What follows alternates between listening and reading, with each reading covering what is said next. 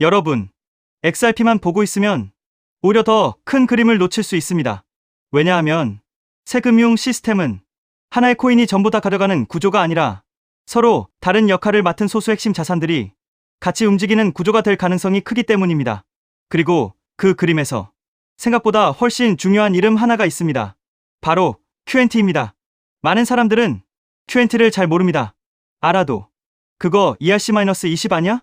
이 정도로만 생각합니다. 그런데 저는 그렇게 가볍게 보면 안 된다고 봅니다. 왜냐하면 QNT의 핵심은 어느 체인 위에 올라가 있느냐가 아니라 무엇을 연결하느냐에 있기 때문입니다. 이게 진짜 중요합니다. QNT를 한마디로 표현하면 접착제에 가깝습니다. 블록체인과 블록체인, 블록체인과 기존 시스템, 기관 인프라와 디지털 자산 세계를 붙여주는 역할에 더 가깝다는 겁니다. 즉, QNT는 단순히 가격이 오를 코인 하나가 아니라 시스템과 시스템을 연결하는 중간 레이어처럼 볼 수 있는 자산입니다. 바로 그래서 조용하지만 강한 겁니다. 사람들은 늘 눈에 잘 보이는 자산만 봅니다. 커뮤니티가 시끄럽고 마케팅이 강하고 뉴스에 자주 나오고 숫자가 더 자극적인 자산들 말입니다. 그런데 진짜 큰 변화는 항상 뒤에서 구조를 연결하는 쪽에서 먼저 시작됩니다. QNT가 바로 그런 부류일 수 있습니다. 특히 많은 사람들이 QNT를 무시할 때 늘 꺼내는 게 ERC-20 이야기입니다. 하지만 그건 핵심을 완전히 놓친 겁니다. QNT의 본질은 어디에 발행됐느냐가 아니라 어떤 시스템을 이어주느냐입니다. 오버레저라는 개념도 바로 그 연장선에 있습니다. 쉽게 말하면 서로 다른 네트워크들이 각자 따로 놀지 않도록 그 위에서 연결과 상호 운용을 가능하게 하는 하나의 레이어를 만드는 겁니다. 그리고 이 지점에서 QNT는 XRP와 정면 충돌하는 자산이 아니라 오히려 서로를 보완할 수 있는 자산으로 보이기 시작합니다. 이 차이를 이해하는 게 중요합니다. QNT는 연결입니다. XRP는 가치 이동입니다. QNT는 시스템과 체인을 이어붙이고 XRP는 그 안에서 유동성과 정산, 가치 이전을 맞는 구조로 볼 수 있습니다. 즉, 하나는 길을 만들고 하나는 그 길 위에서 가치를 움직이는 역할에 가깝다는 겁니다. 그러니까 이걸 굳이 QNT 대 XRP 이런 구도로 볼 필요가 없습니다. 오히려 QNT와 XRP를 같이 봐야 새 금융 시스템의 그림이 더 선명해집니다. 사람들은 늘 어느 하나가 1등이냐? 이 질문만 던집니다. 하지만 실제 금융 시스템은 그렇게 단순하지 않습니다. 결제, 정산, 상호 운용성, 토큰화, API 연결, 기관 통합, 이 모든 걸 하나의 코인만으로 끝내는 구조는 오히려 더 비현실적일 수 있습니다. 현실은 역할을 나눠 가진 핵심 자산들이 같이 맞물려 돌아가는 쪽에 더 가깝습니다.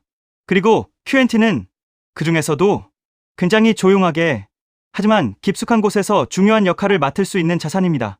또 왜 아직 가격이 덜 반영된 것처럼 보이느냐고 묻는다면 그건 QNT가 비트코인처럼 서사가 대중적이지 않고 XRP처럼 커뮤니티 열기가 강하게 드러나는 자산도 아니기 때문일 수 있습니다. 하지만 시장은 늘 뒤늦게 깨닫습니다. 처음에는 조용한 자산으로 보이던 게 나중에는 왜 그때 안 봤지? 이렇게 바뀌는 순간이 옵니다. 저는 QNT가 그런 자산 중 하나일 수 있다고 봅니다. 그리고 XRP를 믿는 사람이라면 오히려 QNT를 같이 보는 게 더 자연스럽다고 생각합니다. 왜냐하면 XRP만으로 모든 퍼즐을 설명하려고 하면 빠지는 조각이 생기기 때문입니다. 하지만 QNT까지 같이 놓고 보면 연결성과 상호 운용성, 그리고 가치 이동까지 그림이 한 번에 이어집니다. 결국 새 금융 시스템은 한 개의 영웅 자산이 독식하는 구조가 아니라 소수의 핵심 유틸리티 자산들이 각자의 자리에서 맞물려 돌아가는 구조가 될 가능성이 큽니다. 그리고 그 안에서 QNT는 연결의 중심, XRP는 가치 이동의 중심으로 같이 갈 수 있습니다. 그래서 저는 XRP 홀더라면 QNT를 적으로 볼 게 아니라 오히려 같은 큰 흐름 안에서 같이 봐야 하는 자산이라고 생각합니다. 지금 시장은 아직 이 그림을 완전히 이해하지 못하고 있을 수 있습니다. 하지만 이해가 끝난 뒤에는 항상 가격도 늦게 따라옵니다. 그리고 저는 QNT와 XRP를 함께 보는 시선이 앞으로 점점 더 중요해질 거라고 봅니다. 여기에 더해 또 중요한 내용, SEC 소송이 사실상 완전 종식되었습니다. 이 소송이 끝난다는 것은 단순한 사건 종료가 아닙니다. 리플 채택이 본격적으로 증가할 수 있는 출발점이 된다는 의미입니다. 그렇게 되면 리플의 파트너사들, 특히 금융권에서 리플 시스템을 도입하는 흐름이 마치 밀물처럼 빠르게 확대될 가능성이 있습니다. 여기서 한 가지 생각해 볼 질문이 있습니다. 금융권이 정말 리플을 채택하기 시작하면 어떤 변화가 일어날까요? 그런데 금융권의 요구는 생각보다 단순하지 않습니다. 국가마다 규제가 다르고 지역마다 금융 환경이 다르기 때문입니다. 이러한 다양한 요구를 하나하나 대응하려면 리플 역시 지금보다 훨씬 높은 확장성을 확보해야 합니다. 그래서 자연스럽게 리플에게도 레이어2라는 개념이 굉장히 중요한 요소로 떠오르게 됩니다. 리플 레저를 활용하면 국가와 국가 사이에서 자산을 이동시키는 것이 가능해집니다. 그리고 그 자산 이동 기록은 모두 리플 레저 원장에 투명하게 기록됩니다. 여기서 또 하나 궁금해집니다. 이 시스템이 실제 금융권에서 사용된다면 얼마나 많은 자산이 이동하게 될까요? 리플 레저를 통해 이동할 수 있는 자산은 단순히 암호화폐만을 의미하지 않습니다. 디지털 자산은 물론이고 앞으로 시작될 전 세계 은행들의 현금 자산까지도 이 시스템을 통해 이동할 수 있습니다. 이처럼 XRP가 글로벌 금융기업들과 사업을 확장해 나가기 위해서는 반드시 필요한 구조가 있습니다. 그것이 바로 레이어2입니다. 레이어2 없이 사업 확장을 시도한다면 언젠가는 한계에 부딪힐 수밖에 없습니다.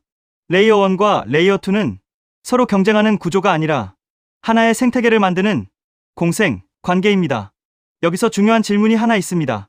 전 세계 은행들이 사용하는 시스템이라면 얼마나 다양한 기능이 필요할까요? 이 생태계가 커질수록 전 세계 은행들이 요구하는 다양한 기능을 제공할 수 있습니다. 그래야 생태계 자체가 스스로 돌아갈 수 있는 자생력을 가지게 됩니다. 즉, 뿌리가 깊은 구조를 만들어 어떤 서비스가 등장하더라도 자체적으로 처리할 수 있어야 합니다. 그래야 리플이 단순한 코인이 아니라 하나의 플랫폼으로 성장할 수 있습니다. 그리고 그렇게 되어야 리플은 장기적으로 살아남을 수 있습니다. 그래서 레이어2는 단순한 보조 기술이 아닙니다. 레이어2를 통해 리플의 확장성과 범용성을 높여줘야 리플 기반 블록체인 사업들이 대거 등장하게 됩니다. 그리고 그렇게 사업들이 늘어나면서 비로소 하나의 생태계가 완성됩니다. 여기서 또 하나 중요한 질문이 생깁니다. 생태계가 커질 때 가장 큰 수혜를 보는 것은 무엇일까요? 여기서 코인 시장에 아주 흥미로운 특징 하나가 있습니다. 레이어2 코인들은 리플이 10배 상승할 때 수백 배 상승 기회를 얻을 수 있는 공생 구조를 가지고 있다는 점입니다. 그래서 많은 투자자들이 이 구조를 투자 전략으로 활용하기도 합니다. 이 원리는 주식 시장에서도 비슷한 사례를 볼 수 있습니다. 전기차 테마의 대형주였던 삼성 SDI가 약 15배 상승할 때 소형주였던 에코프로는 무려 700배 상승을 보여줬습니다. 같은 산업에 속해 있지만 상승률은 완전히 달랐습니다. 이것이 바로 생태계 구조의 특징입니다. 레이어1인 이더리움이 2배 상승할 때 레이어2 코인들이 수천 배 상승하는 현상은 이미 오래전부터 코인 시장에서 반복되어 왔습니다. 또 다른 예도 있습니다. 비트코인은 레이어1입니다. 하지만 속도와 수수료 문제 때문에 실제 거래용 화폐로 사용하기에는 한계가 있습니다. 그래서 한 가지 질문이 생깁니다. 이 문제를 해결하기 위해 어떤 기술이 등장했을까요? 그 문제를 해결하기 위해 등장한 프로젝트가 있습니다. 바로 스택스입니다. 레이어2인 스택스는 비트코인의 속도와 수수료 문제를 개선했습니다. 비트코인과 레이어2 코인은 상승할 때 같이 상승합니다. 하지만 상승률은 완전히 다릅니다.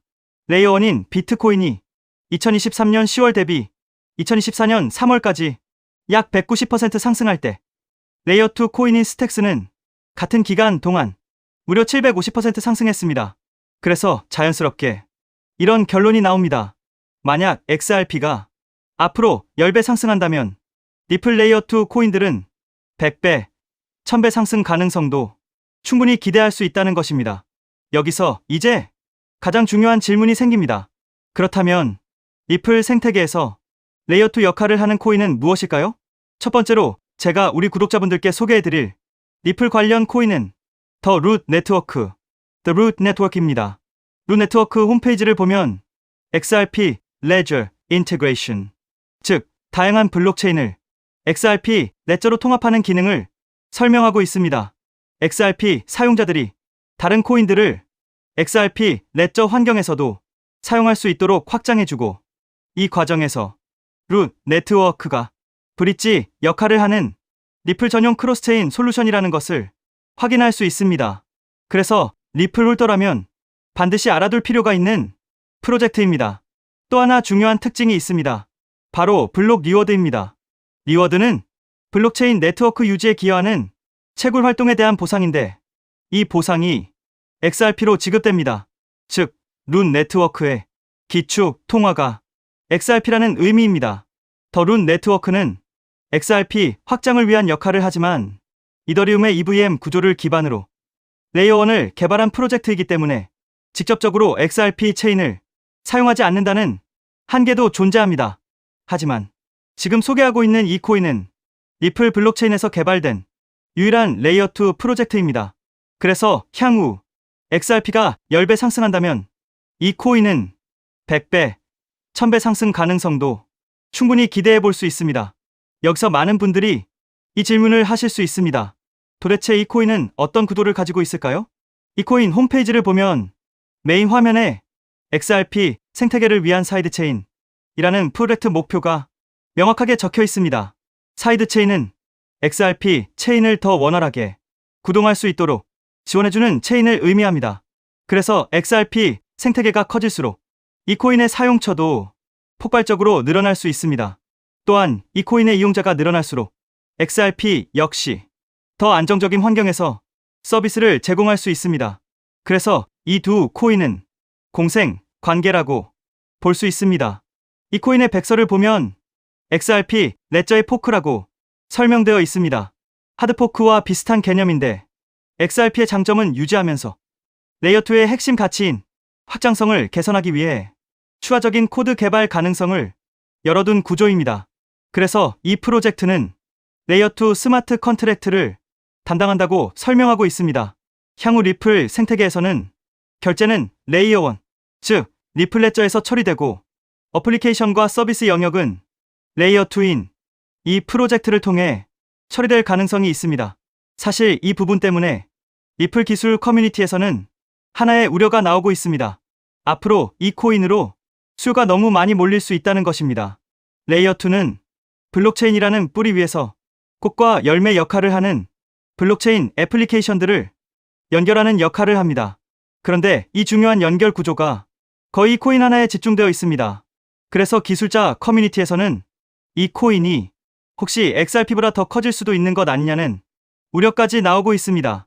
이에 대해 리플 CTO인 슈와르츠는 이렇게 이야기합니다. 새로운 체인이 등장한다고 해서 기존 체인의 가치가 떨어질 것이라고 걱정하는 것은 지금 걱정할 문제가 아니라는 것입니다. 즉, 이 코인이 너무 커질 것을 걱정하는 기술자들의 우려에 대해 리플 CTO가 직접 나서 진정시키고 있는 상황입니다. 이 장면만 봐도 이 프로젝트가 얼마나 중요한 위치에 있는지 충분히 알 수 있습니다. 이 코인은 재작년 12월에 출시된 아직 2년도 되지 않은 초기 프로젝트입니다. 현재 가격은 약 166원, 그리고 시가총액 역시 약 60억 수준입니다. 리플 XRP의 시총이 약 45조라는 점을 생각하면 아직 700분의 1도 되지 않는 저평가 영역이라고 볼 수 있습니다. 또한 전체 물량의 98% 이상이 이미 유통되어 있기 때문에 개발팀의 물량 언락으로 인한 추가 하락 위험도 크게 걱정할 필요는 없습니다.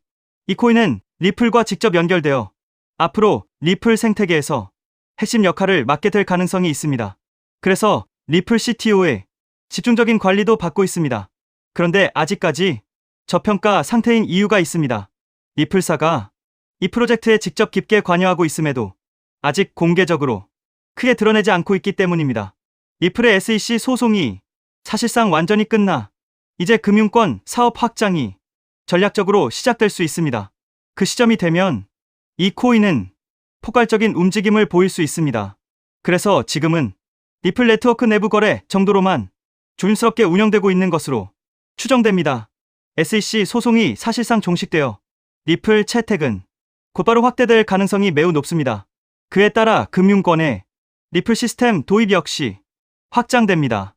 하지만 금융권의 요구는 국가와 지역마다 매우 다양합니다. 그래서 이런 요구에 하나하나 대응하려면 리플은 반드시 더 높은 확장성을 확보해야 합니다. 그래서 바로 이 코인이 등장한 것입니다. 리플 생태계 확장을 가능하게 만드는 핵심 구조이기 때문에 기술자 커뮤니티에서는 오히려 이 코인이 너무 크게 성장할 가능성을 우려하고 있는 것입니다. 코인마켓캡의 커뮤니티 투표 결과에서도 무려 96%나 되는 사람들이 이 코인의 폭등에 투표한 것을 볼 수 있죠.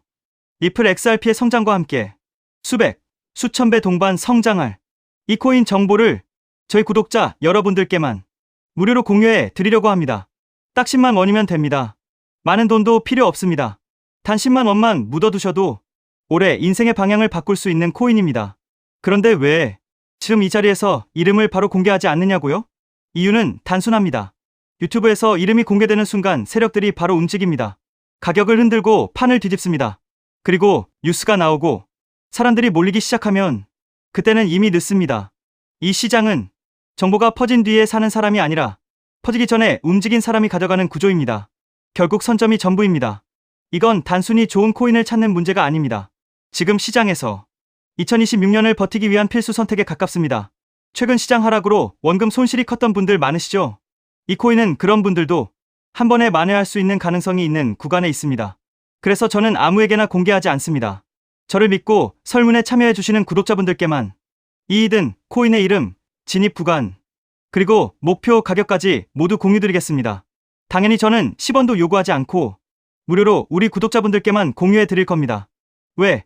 돈도 안 받고 이런 정보를 알려주냐고 하시면 제 유튜브 채널 좀 키워보고 싶어서가 다여서 구독과 좋아요 한 번씩만 부탁드리겠습니다. 방법은 간단합니다. 제가 아래 설명란에 구글 폼 링크 하나를 달아놓겠습니다. 이 링크는 여기 설명 보기를 클릭하시면 볼 수가 있는데요. 이 구글 폼 링크를 눌러보시면 이러한 창이 뜰 겁니다. 그러면 여기 구독자께만 드려요에 체크를 해주신 다음 리플 레이어2 코인 정보를 공유받으실 연락처를 자세히 적어주신 다음에 여기에 있는 제출을 눌러주시면 저에게 이 구글 폼이 날아오게 됩니다. 그러면 제가 이 구글 폼을 확인하자마자 적어주신 연락처로 연락드려서 제가 구독자인지 확인만 간단히 빠르게 한 다음 아까 말씀드린 리플 레이어2 코인 정보를 바로 공유해 드리도록 하겠습니다. 이 코인이 아마 2026년의 졸업 코인으로 이름을 올리게 될 수도 있을 겁니다. 최근 원금 손실이 컸던 분들도 한 번에 만회하고도 남을 수 있으니 최대한 서둘러 준비하셔서 제대로 된 수익을 만들어 보셨으면 합니다. 우리 구독자 여러분 힘내시고 긴 영상 끝까지 시청해 주셔서 감사드리며 마지막으로 구독과 좋아요 한 번씩 부탁드리면서 마무리하겠습니다. 끝까지 시청해 주셔서 감사합니다.